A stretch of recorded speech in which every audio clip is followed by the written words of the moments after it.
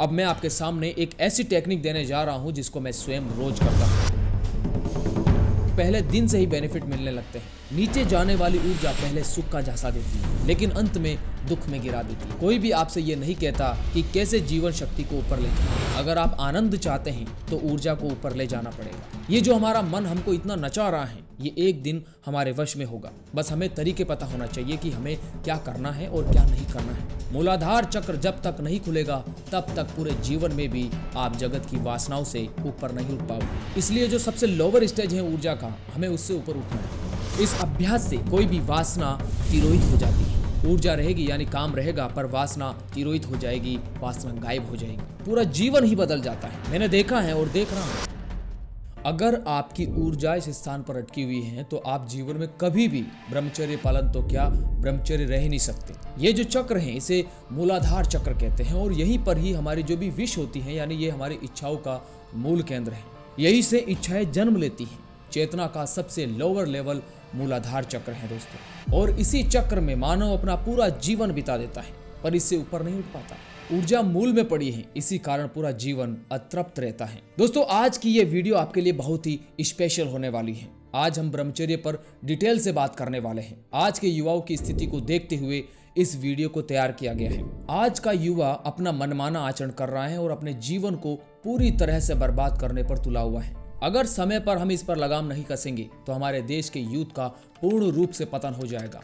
और अभी आप देख ही रहे हैं, समय के साथ युवाओं के हालात पहले से काफी ज्यादा बिगड़ते जा रहे हैं। अगर ऐसा ही चलता रहा तो वे कभी भी चेतना को उच्च स्तर पर नहीं ले जा पाएंगे। अगर मैं आपसे एक सवाल पूछूं कि आप बता सकते हैं आपका बेसिक नेचर क्या है? अगर सभी विकारों को आप में से हटा दें, सारी गंदगी को हटा दें जो आपने जीवन भर इकट्ठी करी, तो आप क्या हैं? आपका बेसिक नेचर ऑफ माइंड क्या है? मैं चाहता हूं आप इसकी कल्पना करें। एक बार ये सोचने की कोशिश करें कि आपका बेसिक नेचर क्या है। क्या आप सोच पा रहे हैं? चलो मैं आपकी मदद कर देता हूं। बुद्ध कहते हैं, जब हमारा मन विकारों से मुक्त हो जाता है तब हम अपने मूल स्वभाव में फिर से आ जाते हैं। जानने वाली बात यह है कि उस समय हमारा नेचर आखिर कैसा होगा, उसकी कल्पना करें तो भी कैसे करें। बुद्धा ने बताया कि जैसे ही संपूर्ण विकार, या यूं कहें कि सबकॉन्शियस माइंड के बिहेवियर पैटर्न को जब हम पूरी तरह से बदल देते हैं, तब मुख्य 3 गुण हम में स्वतः उभर आते हैं जिनको हम अनुभव करते हैं, और यही हमारा बेसिक नेचर है। पहला गुण अनंत मुदिता, इन्फिनिटी हैप्पीनेस, हमारे अंदर हमको महसूस होती है। दूसरा गुण अनंत मैत्री, अनंत मित्रता के भाव में हम फिर से आ जाते हैं। तीसरा गुण अनंत करुणा, सबके प्रति दया करुणा का भाव आ जाता है। ये हमारा मूल बेसिक स्वभाव है। अब आप देखिए हम अपने मूल स्वभाव से कितना पिछड़ गए हैं। क्या हालत हमने अपनी बना ली है। पर अब और नहीं, हमें अपने जीवन को यूं ही व्यर्थ नहीं करना है। गंभीरता का जीवन अंत में अपार सुख देता है। चुनना तुमको है। क्या ऐसे ही मन की गुलामी करते रहना है? क्या ऐसे ही अपना जीवन बर्बाद करना है? हमें अपने मन को वश में करना आवश्यक है, और इसे कैसे वश में किया जाता है वो सब आसान तरीकों को मैं आपको बताऊंगा।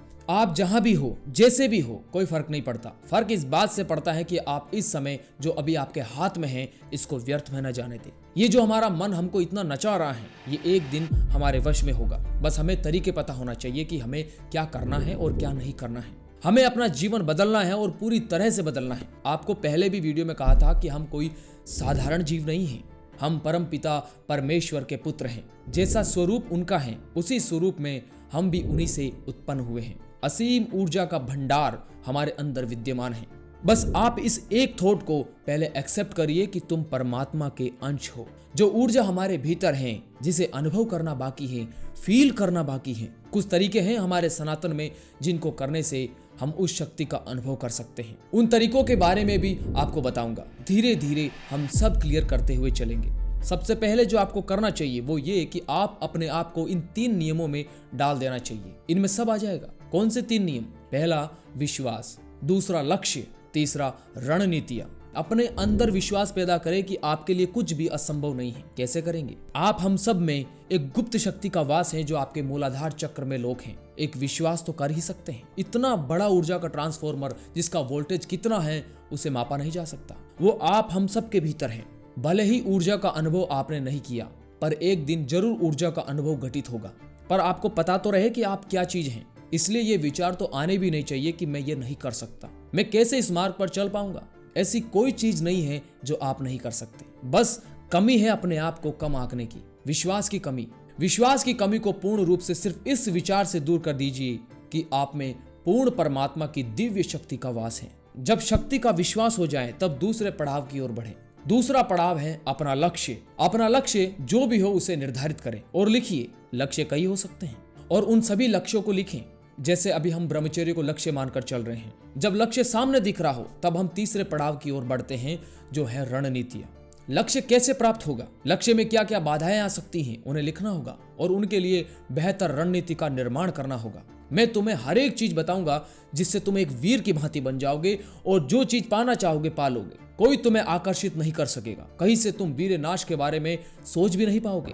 सही मायने में अखंड ब्रह्मचर्य बनने की प्रक्रिया में आपका स्वागत है। जिसने अपनी ऊर्जा का ऊर्ध्वगमन कर लिया वह अखंड ब्रह्मचारी बन जाता है। अब पेन और नोटबुक लीजिए और उसमें अपने लक्ष्य को लिखें और आवश्यक बातों को नोट करें ताकि आप चीजें भूले नहीं। लक्ष्य निर्धारित करें, अपनी ऊर्जा का ऊर्ध्वगमन करना। दोस्तों, इस ज्ञान को केवल एक वीडियो में नहीं समेटा जा सकता। जितना होगा मैं आपको देता हूं, बाकी अगली वीडियो में चर्चा करेंगे। विश्वास, लक्ष्य और रणनीतियां, ये 3 स्टेप हैं किसी भी चीज को पाने के। इसमें से 2 स्टेप विश्वास और लक्ष्य आपने जान लिया है। अब सिर्फ अपने लक्ष्य को प्राप्त करने के लिए जो जो रणनीतियां, रूल्स होंगे वो सब हम अपनी रूल्स रणनीति वाले कॉलम में डालेंगे और पूरी ईमानदारी के साथ इनका पालन करेंगे। हम हर एक चीज को गहराई से समझेंगे और फिर ही अपने बचाव और लक्ष्य की रणनीतियां का निर्माण करेंगे। कुछ रणनीतियां आपको पहले वाली वीडियो में बता दिया है, ये वाली जिनको आप देख पा रहे होंगे। इन्हें नोट कर लीजिए या स्क्रीनशॉट ले लीजिए। इसमें हम और भी शामिल करेंगे और ये सब आपको रणनीति वाले कॉलम में दिख रहे होंगे। कई बार ऐसा होगा कि ब्रह्मचर्य रूल्स फॉलो करने का मन नहीं चाहेगा। आपको लगेगा कि जैसे हम और जकड़ गए हैं। आपको कई बार असहजता होगी और होगी ही।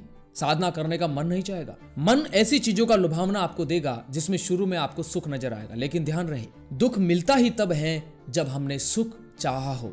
जब हम दुख में फंस जाते हैं तो समझ नहीं पाते कि दिखा तो सुख था, पर जो सुख दिख रहा था उस सुख की आस में दुख कैसे प्राप्त हो गया। नीचे जाने वाली ऊर्जा पहले सुख का झांसा देती है लेकिन अंत में दुख में गिरा देती है। वहीं ऊपर उठने वाली ऊर्जा कष्ट, साधना और मेहनत करवाती है पर अंत में सच्चा सुख देती है। तो बस ये समझ लीजिए, अगर पहले दुख मिल रहा है और बाद में सुख आ रहा है तो आपकी ऊर्जा ऊपर जा रही है, और अगर पहले सुख मिल रहा है लेकिन बाद में दुख आ रहा है तो ऊर्जा नीचे जा रही है। यही पहचान है कि आपकी शक्ति ऊपर की ओर बढ़ रही है या नीचे गिर रही है। कोई भी आपसे ये नहीं कहता कि कैसे जीवन शक्ति को ऊपर ले जाएं। अगर आप आनंद चाहते हैं तो ऊर्जा को ऊपर ले जाना पड़ेगा। सभी योग और साधना की विधियां इसी पर फोकस करती हैं कि आपकी ऊर्जा जो स्वाभाविक रूप से नीचे जाती है उसे ऊपर कैसे ले जाया जाए। अगर ये ऊर्जा एक बार ऊपर जाने लगे तो दूसरे जगत का प्रारंभ हो जाता है। लेकिन यहाँ जन्म से ही हमारी ऊर्जा नीचे की ओर बहना स्टार्ट हो जाती है, क्योंकि जमीन का ग्रेविटेशनल फोर्स ऊर्जा को नीचे की तरफ खींचता है और आप नीचे की तरफ 24 घंटे खींच रहे हैं। मनुष्य की सबसे बड़ी खासियत यही है कि उसे चुनाव करने की आजादी मिली है, जबकि जानवरों के पास ये आजादी नहीं होती। उनकी ऊर्जा हमेशा नीचे की ओर बहती है और वे इसे बदल नहीं सकते। लेकिन इंसान के पास एक संभावना है, अगर वो कुछ न करे तो उसकी ऊर्जा भी नीचे ही जाएगी, लेकिन अगर वह प्रयास करे तो अपनी ऊर्जा को ऊपर की ओर ले जा सकता है। यही अंतर है इंसान और जानवर में। अगर इंसान इस आजादी का इस्तेमाल नहीं करता तो वह भी जानवरों जैसा ही रह जाता है। असली इंसान वही बनता है जो अपनी ऊर्जा को ऊपर उठाने का चुनाव करता है। ऊपर की ऊर्जा को ट्रांसफर करने के लिए अब मैं आपके सामने एक ऐसी टेक्निक देने जा रहा हूं जिसको मैं स्वयं रोज करता हूं और अद्भुत लाभ मुझे मिले हैं और मिल रहे हैं, जिसे मैं शब्दों में तो नहीं बता सकता कि मुझे कितना लाभ पहुंचा है। ये आप स्वयं करेंगे तो ही आपको पता लगेगा और पहले दिन से ही बेनिफिट मिलने लगते हैं। आगे बढ़ने से पहले अगर आप पहली बार वीडियो को देख रहे हैं तो इस चैनल को सब्सक्राइब जरूर करें। और आपको बता दूं कि हमने एक नया चैनल और बनाया है, दिनेश योगी, इसको भी सब्सक्राइब जरूर करें। यहाँ हर विषय पर आपसे बात की जाती है। मैं एक बात फिर से आपको दोहराना चाहूंगा कि रणनीति वाले कॉलम में जो रणनीतियां मैंने लिखी हैं ये ब्रह्मचर्य को उपलब्ध होने के लिए है। अगर आपका कोई और लक्ष्य है तो आप उसकी अलग से रणनीति का निर्माण कर सकते हैं। ये एक रोड मैप है किसी भी चीज को पाने का। तो आगे बढ़ते हैं। इस प्रक्रिया को करने से 3 दिन पहले ही ये चीजें बंद करनी है। लहसुन, प्याज, दूध, बाहर का भोजन, कुछ भी खट्टा, कुछ भी मीठा, चाहे मिठाई हो, भले ही वो घर पर बनी हो, नहीं खाना है। सिर्फ प्राकृतिक मिठास वाले फल, ड्राई फ्रूट्स में जो मीठे हैं वो ले सकते हैं। घर का सादा भोजन करना है, वो भी दिन में 2 बार। एक बार दिन में या सुबह फल ले सकते हैं। मेरा मतलब अन्न सिर्फ 2 बार ही लें। 3 दिन बाद मॉर्निंग में पेट साफ करके एक आसन पर सिद्धासन लगाकर बैठ जाइए। जिनको नहीं पता सिद्धासन, तो जैसा वीडियो में कर रहे हैं वैसे करें। उल्टे पांव की एड़ी को मल द्वार और मूत्र द्वार के बीच जहां पेल्विक फ्लोर मसल होती हैं, जो कि बीच का हिस्सा है, वहां लगानी है। इस स्थान को सीवनी भी कहते हैं। अब दूसरे पैर को लिंग के ऊपर रखना है। ये सिद्धासन है। जहां एड़ी लगी है उस जगह पर मूलाधार चक्र है। हम ऊर्जा को ऊपर शिफ्ट करने जा रहे हैं, या यूं कहें कि मूलाधार चक्र को जागृत करने की प्रक्रिया को करने जा रहे हैं। यह सबसे सरल और सुगमतम मेथड है मूलाधार चक्र को खोलने का। एक बात को ध्यान में रखिए ब्रह्मचारी मित्रों, मूलाधार चक्र जब तक नहीं खुलेगा तब तक पूरे जीवन में भी आप जगत की वासनाओं से ऊपर नहीं उठ पाओगे। इसलिए जो सबसे लोअर स्टेज है ऊर्जा का, हमें उससे ऊपर उठना है। तभी आप अपने जीवन में रस और आनंद का अनुभव कर पाएंगे। पूरा जीवन ही बदल जाता है। मैंने देखा है और देख रहा हूँ, इसलिए आपको बता रहा हूँ, आप भी करिए और जीवन में संतुलन लाइए। जब आप आसन में बैठ जाएं तब 10 मिनट तक नाड़ी शोधन प्राणायाम, जिसे अनुलोम विलोम प्राणायाम कहते हैं, वो करें। फिर 2 से 5 मिनट तक भ्रामरी प्राणायाम करें। फिर 5 मिनट तक कपालभाति प्राणायाम करें। शुरू में 5 मिनट करें, फिर जब कुछ दिन बीत जाएं तो 10 मिनट करें। फिर भस्त्रिका प्राणायाम का अभ्यास करें। इस तरह 20-20 के 4 रेपिटेशन कर लेंगे। इन सब के बाद आखिर में हम मूल बंध का अभ्यास करेंगे। ध्यान रहे, आपको अगर प्राणायाम करने का समय न मिले तो आप भस्त्रिका और मूल बंध का अभ्यास करना न छोड़ें, अन्यथा लाभ नहीं होगा। मूल बंध के अभ्यास के लिए सिद्धासन में ही बैठे, जैसे पहले बताया था। अब जिस स्थान पर एड़ी लगी है उस स्थान को ऊपर की ओर सक करें, यानी ऊपर की ओर खींचें और 4 से 5 सेकंड तक होल्ड करके रखें। फिर छोड़ें, फिर ऊपर की ओर कुछ सेकंड तक होल्ड रखें और छोड़ें। ऐसा लगातार करते रहें।